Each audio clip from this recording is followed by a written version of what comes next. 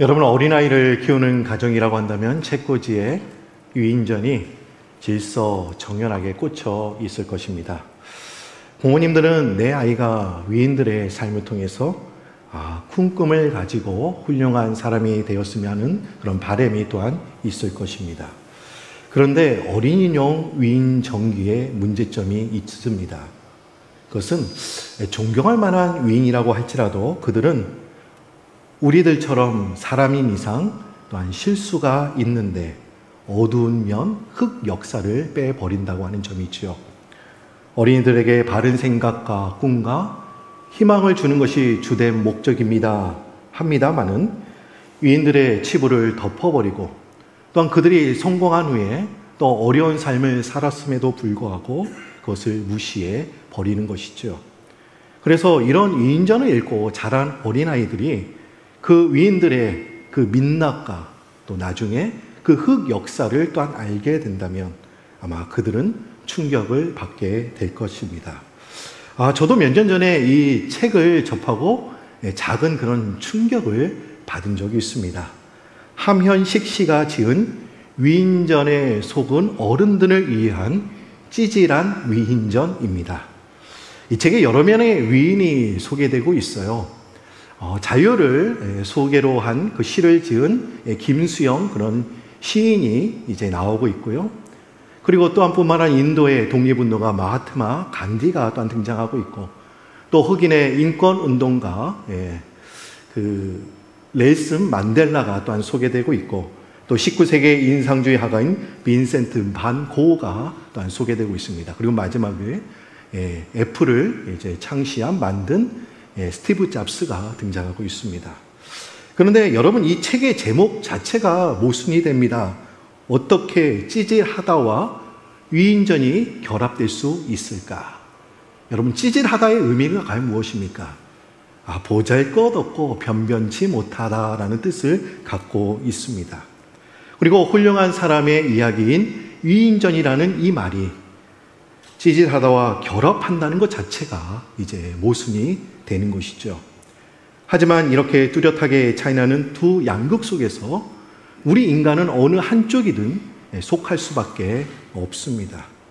우리 인간은 한편으로는 위대하면서도 한편으로는 순식간에 밑바닥에 떨어질 수 있는 존재이기 때문에 두 단어는 어울릴 수 없는 상극이기는 하지만 우리 인간은 두 가지 양면의 모습을 지니고 있습니다. 우리는 완결된 위인들의 생애를 우리는 보고 있죠. 하지만 당시 그들에게도 지우고 싶은 각오가 있었고 또 불안한 미래가 있는 것을 보면서 그들의 삶과 우리의 삶이 별반 다르지 않다라는 것을 우리가 보게 되면서 우리도 큰 위로를 우리는 받게 됩니다. 찌질한 위인전에서 많은 인물을 소개하고 있는 것처럼 성경에서도 훌륭한 믿음의 거장들을 소개하고 있습니다. 대표적으로 히브리서 기자는 히브리서 11장의 말씀을 통해서 믿음에 대해서 설명하면서 믿음의 거장들을 소개하고 있습니다. 노아가 나오고 있고요. 또 에녹이 나오고 있고 또 아브라함, 이삭, 야곱, 요셉, 모세, 기드온, 삼손, 입다 그리고 다윗, 사무엘에 이르기까지 믿음의 사람들을 열거하고 있습니다. 근데 우리는 보통 이들을 가리켜 이렇게 말하죠. 믿음의 영웅들이다라고 이야기를 합니다. 그래서 우리는 그들을 신앙의 롤 모델로 우리가 생각하고 그들처럼 살려고 노력을 해왔습니다. 하지만 여러분, 이들은 믿음의 영웅들이 아닙니다. 이들은 과연 어떤 사람들인가? 하나님이 이들을 통하여 어떻게 일하셨는가를 보여주는 역사 속의 산 증인들입니다. 그래서 그들은 신앙의 롤 모델이 아닌 우리는 그들을 가리켜 산 증인이다라고 우리는 불러야 정확할 것입니다. 그런데 우리는 지금까지 수많은 설교와 성경 공부를 통해서 그들을 신앙의 롤 모델로 제시하면서 그들처럼 살아야 될 것을 우리는 교육받아 왔다는 게 문제가 되는 것이죠. 우리가 그들을 롤 모델로만 우리가 생각한다고 한다면 우리는 실망감과 절망감만 우리는 찾아올 것입니다. 우리는 그들처럼 살아낼 수가 없어. 그들처럼 우리는 믿음을 갖고 있지 않아. 라고 하면서 실망감이 밀려올 것입니다. 하지만 성경은 그들은 영웅이 아닌 하나님의 일하심과 또 역사 속의 산 증인으로 제시하고 있기 때문에 우리는 그들처럼 살아낼 수가 있습니다. 오늘 본문에 성도님들이 잘 아는 그런 한 인물이 등장하고 있죠. 예수님의 수석 제자인 베드로가 등장하고 있습니다. 저는 오늘 설교 제목을 어떻게 지으면 참 좋을까? 이런 제목이 없을 거예요. 찌질한 베드로. 근데 솔직히 찌질한 게바가 더 맞을 것 같기도 해요. 제가 찌질한 위인전을 소개하면서 우리에게는 두 가지 양극 속에 우리는 속해 있다. 찌질하다. 여러분, 베드로의 반석이지 않습니까? 게바? 아마 두 가지 속에서 한 가지는 속해 있을 것 같아요. 그래서 저는 이런 제목을 붙이게 되었습니다. 그런데 베드로가 여러분들처럼 이 자리에 앉아 있다고 한다면 베드로는 매우 서운했을 것 같아요. 그리고 제 설교를 가지고 이렇게 평가를 할 것 같아요. 설교의 내용을 떠나서 설교 제목만 보고 너 빵점이야. 어떻게 내 이름 앞에 찌질하다 이런 단어를 붙일 수 있냐? 이렇게 아마 물을 것입니다.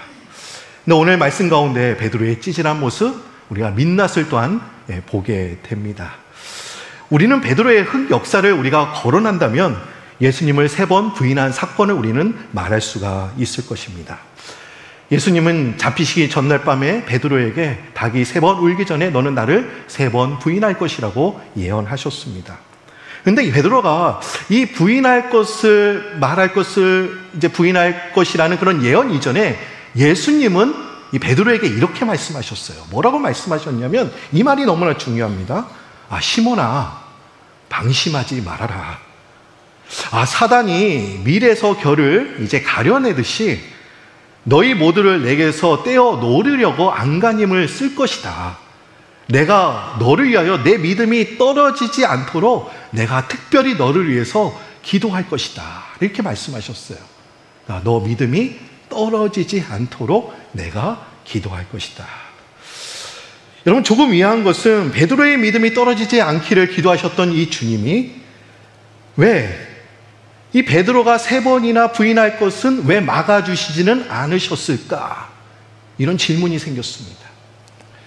베드로가 부인할 것을 미리 아셨다고 한다면 예수님이 미리 막아주셔야지 왜 그렇게 하지 않으셨을까? 저는 이 질문을 통하여 저는 주님의 마음을 10분 이해할 수가 있었습니다. 여러분, 우리 앞에 장애물이 놓여 있다고 해서 하나님께서 그 장애물을 제거해 주시지는 않으십니다. 오히려 우리가 장애물 때문에 넘어지고 쓰러져도 주님이 나와 함께 하심을 믿고 다시 일어나기를 주님께서는 원하십니다. 주님이 가치 있고 중요하게 생각하는 것이 과연 무엇이냐? 우리가 시련과 장애물을 극복하는 것이 아니라 우리가 믿음을 상실하지 않는 것이라고 우리들에게 말씀하셨습니다. 여러분, 우리 자신을 보면 어떻습니까? 우리는 절망할 수밖에 없어요. 우리는 실패에 대해서 증오할 수도 있습니다.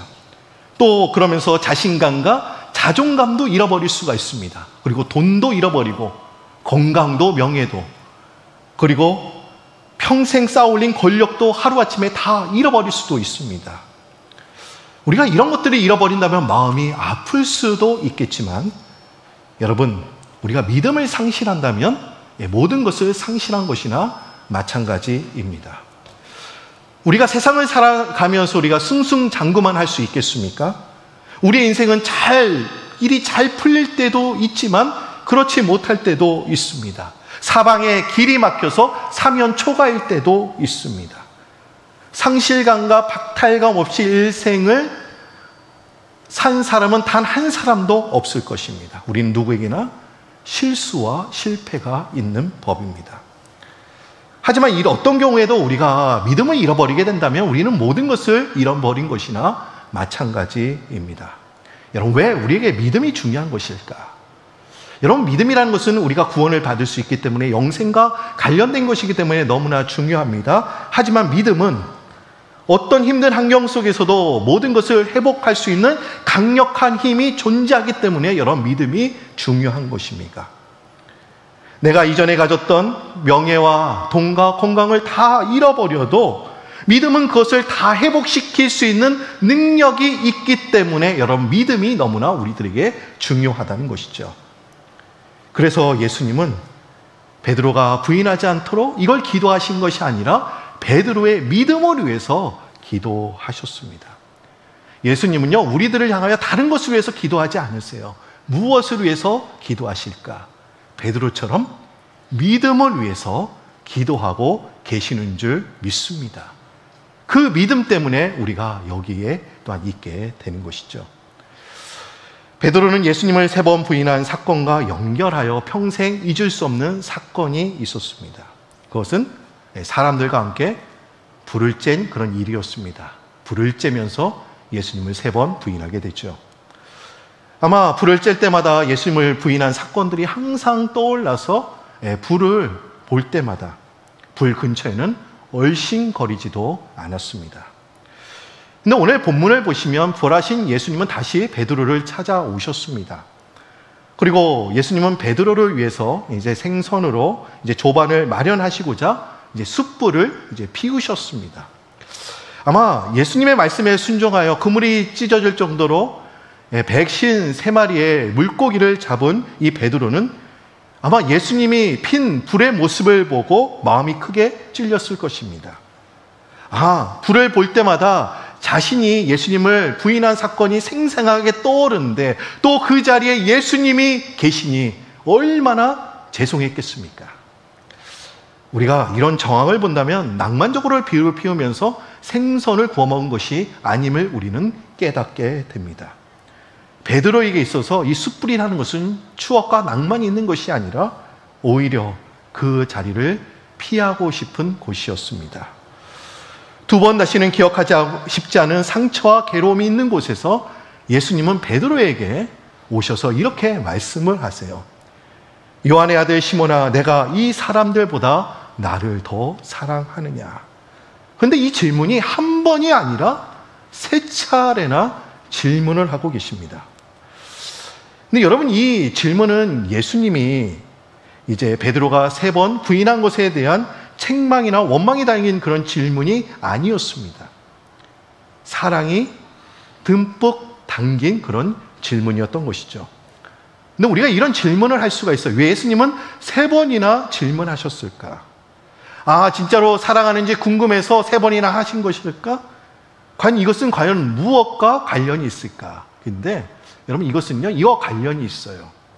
유대의 용서법과 관련이 있습니다. 여러분, 유대력에 따르면 7월 10일이 대속죄일이죠. 우리가 대속죄를 가리켜 이렇게 이야기를 합니다. 용 키푸르라고 부릅니다. 여러분, 대속죄일은 유대인들이 이스라엘 성전에서 이제 올라가서 제사를 드리면서 모든 죄를 용서받는 날입니다. 그렇기 때문에 여러분, 이 모든 죄라는 것은 하나님 앞에 지은 죄에 대한 용서를 가리키고 있는 것이죠. 근데 우리 한번 생각해 볼 필요가 있어요. 하나님께 용서를 받는다. 그러면 사랑과 사랑 가리의 용서는 어떻게 우리가 받을 수 있을까? 내가 다른 사람에게 가한 것도 있고 잘못한 것이 있는데 그것을 우리가 어떻게 용서받을 수 있을까? 반드시 대속죄일 이전에 이 일이 이루어져야만 했다는 것이죠. 그 이유는 만일 누군가에게 용서를 구하지 않았다고 한다면 대속죄일에 하나님 앞에 지은 죄가 이제 무효가 될 수 있기 때문에 내가 주님 앞에 죄를 구해도 그것이 다 용서받을 수 있는 것이 아니기 때문에 먼저 사람에게 먼저 용서를 구해야만 했던 것입니다. 그래서 사람들은 하나님 앞에 지은 자신의 죄를 용서받기 위해서 용서를 구할 사람을 찾아갔습니다. 근데 만일 상대방이 그 용서를 받지 않아요. 근데도 받지 않더라도 1번 찾아가고 2번 찾아가고 또한 3번까지 찾아갔습니다. 근데 3번까지 찾아갔는데도 그 사람이 용서를 받지 않는다. 그것은 자신의 잘못이 아니라고 이제 그때부터는 간주해 버린 것이죠. 그렇기 때문에 유대의 전통은 3번을 찾아갔다는 것은 뭐냐면 상대방의 용서와 관련 없이 그는 용서를 받은 것으로 간주했던 것입니다. 예수님이 베드로에게 찾아와서 3번이나 너는 나를 사랑하느냐? 이 질문한 자체가 베드로는 자신이 하나님께, 예수님께 용서받았음을 이해했던 것입니다. 예수님은 유대 전통과 관련하여 3가지 질문을 한 것도 있습니다만은 여러분, 이 세 번의 이 질문은 똑같은 것처럼 보입니다. 하지만 큰 차이가 있습니다. 어떤 차이가 있을까? 여러분, 우리 한번 예수님의 세 가지 질문을 한번 살펴보면 좋을 것 같아요. 첫 번째 질문이 무엇입니까? 우리 본문 말씀을 가보세요. 15절 말씀 이렇게 나와 있어요. 뭐라고 얘기하고 있습니까? 요한의 아들 시몬아, 내가 이 사람들보다 나를 더 사랑하느냐? 16절의 두 번째 질문이죠. 요한의 아들 시몬아, 내가 나를 사랑하느냐? 17절의 세 번째 질문입니다. 요한의 아들 시몬아, 내가 나를 사랑하느냐? 어떤 차이가 있습니까? 그 차이가 보이십니까? 첫 번째 질문은 이 사람들보다 라는 단어가 추가되어 있죠. 하지만 내용은 다 같은 말이에요. 어떤 차이가 있을까? 여러분, 우리말 성경으로 보면 그 차이를 알 수가 없습니다. 그런데 원어로 가보면, 헬라어로 우리가 가보면 그 차이를 명확하게 우리는 알 수가 있습니다. 헬라인들은 네 가지 사랑을 말해요. 어떤 사랑을 말해요? 아가페 사랑. 여러분들 아실 겁니다. 아가페 사랑이 무엇입니까? 하나님과의 사랑. 무조건적이며 절대적인 사랑을 말하는 것이죠. 두 번째 사랑은 필리아 사랑. 그냥 형제의, 우애, 그리고 친구 간의 사랑을 말하는 것이죠. 세 번째 사랑은 어떤 사랑입니까? 스토르게라는 사랑이 있죠. 이것은 부모와 자식 간의 사랑을 말합니다. 그리고 에로스라는 그런 사랑이 있죠. 이것은 무엇을 말하고 쾌락을 추구하는 사랑을 말합니다. 근데 네 가지 사랑 중에 여러분들 중요한 게 있어요. 이 본문에서 두 가지가 등장하고 있습니다. 어떤 사랑이냐면 아가페 사랑과 필리아 사랑이 등장하고 있어요. 아가페 사랑, 하나님의 사랑. 필리아 사랑, 친구 간의 사랑을 말하고 있는 것이죠. 그런데 중요한 것은 여기 있어요. 첫 번째 예수님께서 질문하셨던 이 질문, 너가 나를 이 사람들보다 더 사랑하느냐? 두 번째로, 너가 나를 사랑하느냐? 첫 번째와 두 번째 질문에는 어떤 사랑이 쓰여졌냐면 아가페라는 사랑이 쓰여졌어요. 그런데 세 번째 질문에는 예수님은요, 아가페 사랑을 말씀하지 않으세요. 필리아 사랑을 말씀하고 계세요. 그리고 베드로는 예수님의 질문에 어떻게 대답을 하냐? 이렇게 대답을 합니다. 내가 주님을 사랑하시는 줄 주님께서 아십니다. 근데 그 사랑이 아가페 사랑이 아니에요. 첫 번째, 두 번째, 세 번째 대답할 때도 다 필리아 사랑으로 대답을 하게 됩니다. 이것을 정리해 보면 이렇습니다. 한번 보여주실까요? 첫 번째, 두 번째, 세 번째. 첫 번째 질문과 대답을 보면 이렇게 나와 있어요. 내가 이 사람들보다 나를 더 사랑하느냐? 아가파 사랑을 말아보시죠. 그러나 그가 말한 대답한 사랑은 아가페 사랑이 아니에요. 필리아 사랑으로 대답을 합니다. 두 번째, 주님께서는 아가페 사랑으로 말씀하셨지만 베드로는 뭐라고 대답하냐? 필리아 사랑으로 얘기해요. 그런데 세 번째 질문이 너무나 중요합니다. 예수님은 이제 아가페 사랑으로 말씀하지 않으세요. 필리아 사랑으로 말하세요. 그리고 베드로도 필리아 사랑으로 대답을 합니다. 여러분, 이것이 과연 무엇을 의미하는 것일까? 좀 성경 공부 같죠? 네. 성경 공부 같다. 근데 지금부터가 중요합니다. 이걸 알아야 여러분들이 이 문맥을 정확하게 이해하실 수가 있어요. 예수님이 가장 높은 사랑의 단계를 물어보시지요. 그러나 베드로는 자신이 없었는지 그보다 낮은 단계의 사랑으로 고백을 합니다. 두 번째도 가장 높은 사랑의 단계로 물어보시지만 베드로는 그때도 자신이 없었는지 그보다 낮은 단계의 사랑으로 이제 고백을 합니다. 그런데 세 번째는 예수님은 베드로가 대답한 사랑으로 이제 묻고 계십니다. 예수님은 베드로에게 자꾸 물으시고 마지막에는 베드로의 대답에 맞추어서 물으시는 이유가 과연 무엇이었을까? 그 이유가 너무나 중요하죠. 예수님은 이 베드로의 고백을 믿을 수가 없었던 겁니다. 너 나를 무조건적으로 절대적으로 나를 사랑하지? 그러나 베드로는 뭐랍니까? 주님을 사랑하기는 하지만 주님이 원하시는 고귀하고 숭고한 사랑은 아닙니다. 제가 주님과의 사랑은 거기까지 이르지 못했습니다. 그렇게 대답할 수가 없습니다. 예수님은 베드로의 고백을 믿을 수가 없었습니다. 그럼에도 불구하고 흥미로운 점 뭐냐면 그에게 사명을 주셨다는 거예요. 내 양을 먹이라. 예수님은 베드로가 그분의 고귀하고 숭고한 사랑을 지킬 수 없음에도 불구하고 그에게 당신의 양을 맡기셨습니다. 근데 우리가 한번 이런 생각을 해보면 좋을 것 같아요. 왜 베드로의 믿음이 약해진 것일까? 여러분, 아까 제가 말씀을 드렸습니다. 예수님은 베드로의 뭐를 위해서 기도하셨습니까? 믿음이 떨어지지 않도록, 약해지지 않도록 기도하셨습니다. 부인하지 않도록 그거를 막으신 것이 아니라 그의 믿음이 약해지지 않도록 기도하셨습니다. 그런데 왜 베드로의 믿음이 이렇게 약해진 것일까요? 주님을 향한 아가페의 사랑이 아닌 필리아의 사랑으로 고백할 수밖에 없었던 이유가 과연 어디에 있었을까요? 여러분, 얼마 전만 해도 베드로는 어떤 사람이었습니까? 모두 주를 버릴지라도 저는 결코 주님을 버리지 않겠습니다라고 호언장담했던 그런 사람이 아니었습니까? 근데 왜 여기에서 이렇게 자신이 어부져진 것일까? 이전에 베드로는 어떤 사람이었습니까? 주님을 향한 아가페의 사랑으로 가득한 사람이었습니다.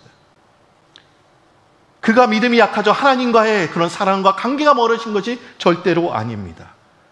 베드로가 그때는 결코 주님을 버리지 않겠다 한 말은 허세가 아니었습니다. 진심이었습니다. 그럼에도 불구하고 주님께서 아가파의 사랑으로 물어오실 때 그는 한 단계 낮춰서 필리아의 사랑으로 대답한 이유는 왜 이렇게 대답했을까? 그것은 뭐냐면 여기에 있었습니다.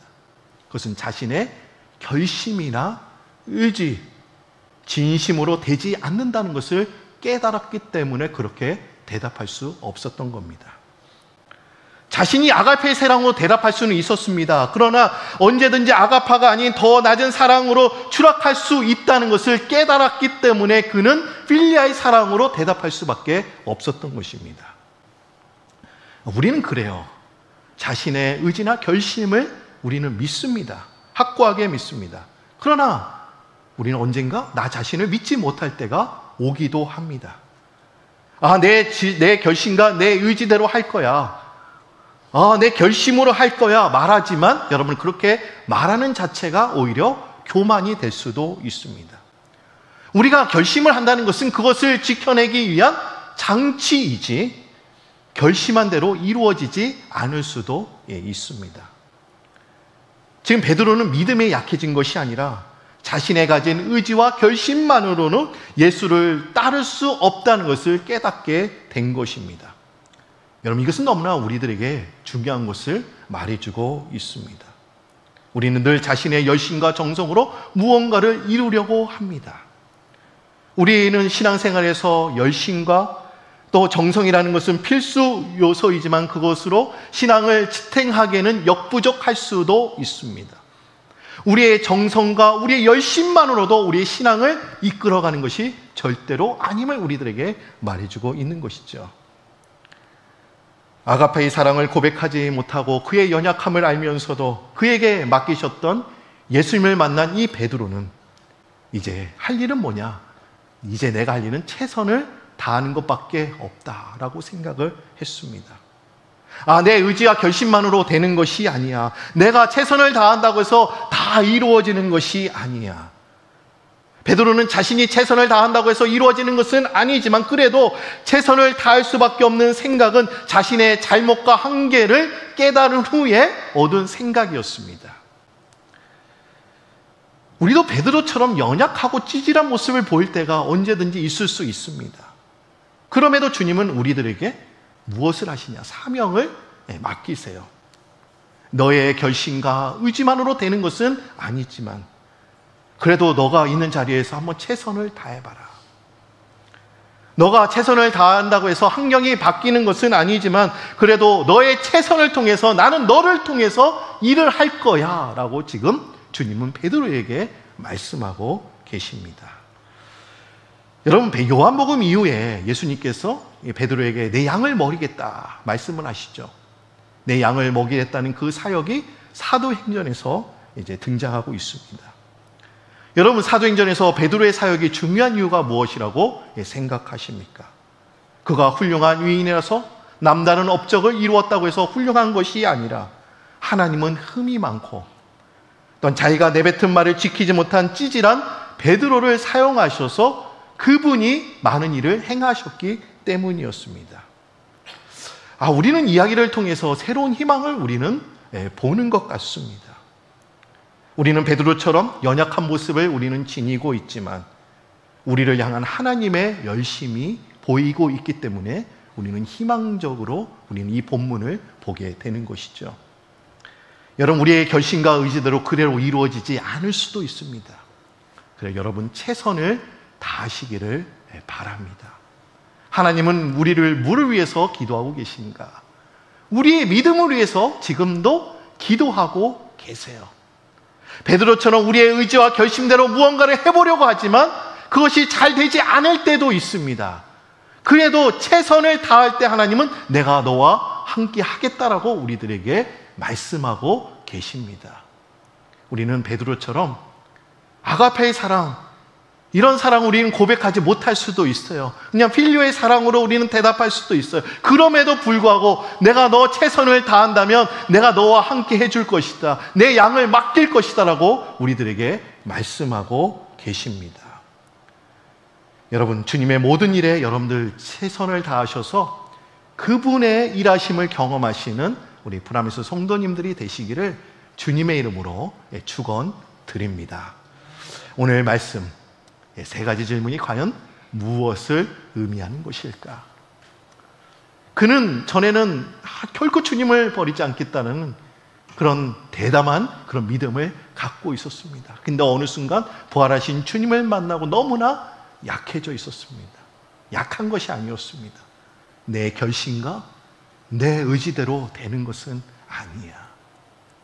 내가 최선을 다해도 안 될 수도 있어. 그래도 최선을 다할 거야 라는 믿음 가운데 주님은 베드로를 도와주시겠다고 말씀하시는 것이죠. 이것이 하나님의 은혜입니다. 우리가 이 찬양을 부르면서 오늘 좀 시간이 갔기 때문에 여러분들 아마 여러분들의 결심하는 것들이 분명히 있을 거예요.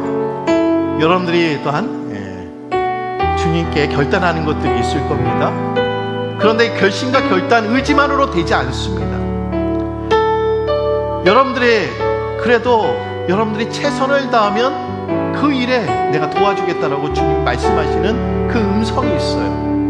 여러분, 그 음성을 좀 들었으면 좋겠습니다. 그러면서 그것이 다 주님의 은혜라는 것을 깨닫고 고백하셨으면 좋겠어요. 주님은 항상 우리들에게 믿음이 떨어지지 않기를 위해서 기도하고 계십니다. 주님, 베드로는 믿음이 떨어지지 않았습니다.